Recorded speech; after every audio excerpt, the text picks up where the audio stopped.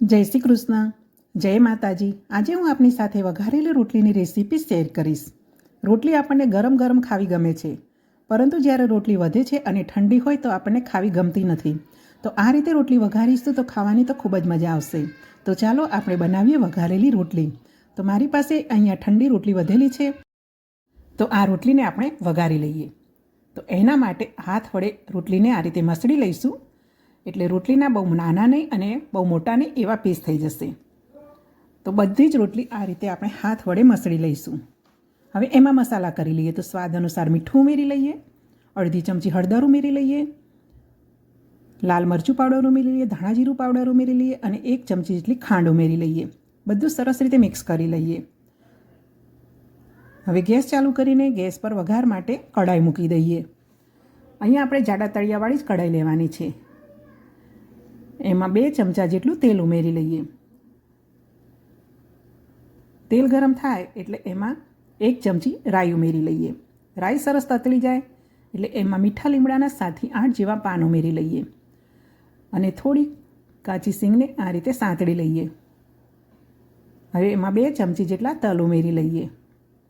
તલને પણ સરસ ફ્રાય થવા દઈએ. હવે એમાં રોટલીના જે પીસ કરી રાખ્યા છે તે ઉમેરી લઈએ અને સરસ રીતે મસાલા સાથે મિક્સ કરી લઈએ. ગેસની ફ્લેમ સ્લો રાખીશું અને આ રીતે રોટલીને સરસ મિક્સ કરી લઈશું. હવે એમાં લીલા મરચાં ઉમેરી લઈએ. આપણા સ્વાદ અનુસાર લીલા મરચાં આપણે ઉમેરી શકીએ છીએ. હવે એને ઢાંકીને રોટલીને સ્લો ગેસની ફ્લેમ પર થવા દઈએ. અહીંયા આપણે રોટલીને ક્રિસ્પી બનાવવાની છે, એટલે આ રીતે ઢાંકીને એને થવા દઈશું અને વચ્ચે વચ્ચે આ રીતે હલાવતા રહીશું. તો જુઓ, રોટલી હવે થોડી થોડી ક્રિસ્પી થવા માંડી છે. હવે એની ઉપર ઢાંકણું ઢાંકવાની જરૂર નથી. આ રીતે મિક્સ કરતા જઈશું અને સરસ એવી રોટલીને સાંતળતા જઈશું. હવે થોડો એનો ટેસ્ટ પણ કરી લઈશું. જરૂર જણાય તો એમાં મરચું કે મીઠું પણ આપણે ઉમેરી શકીએ છીએ. હવે ખટાશ માટે થોડો લીંબુનો રસ ઉમેરી લઈએ. લીંબુનો રસ ઉમેરવો ઓપ્શનલ છે. જો આપણને પસંદ ન હોય તો સ્કીપ પણ કરી શકાય છે. અને હજુ પણ એને સરસ એવી ક્રિસ્પી બનાવી લઈએ. તો જુઓ, સરસ એવી રોટલી આપણી ક્રિસ્પી બનીને તૈયાર થઈ ગઈ છે અને એના બધા જ મસાલા પણ બરાબર છે. તો હવે ગેસ પરથી રોટલીને નીચે ઉતારી લઈએ અને રોટલીને સર્વ કરીએ.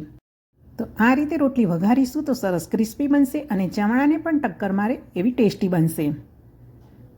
તો હવે ગરમ ગરમ એવી રોટલીને સર્વ કરી લઈએ. આ રોટલી ગરમ ગરમ ચા સાથે પણ ખૂબ જ સરસ લાગે છે. મિત્રો, તમને મારી આ વઘારેલી રોટલીની રેસીપી ગમી હોય તો વિડીયોને લાઈક કરશો. ચેનલને સબસ્ક્રાઈબ ન કરી હોય તો સબસ્ક્રાઈબ પણ કરશો. જય શ્રી કૃષ્ણ, જય માતાજી. તમે પણ આ રીતે સરસ એવા મસાલા સાથે વઘારેલી રોટલી બનાવશો. મળીશું હવે નવી રેસીપી સાથે હવે પછીના વિડીયોમાં.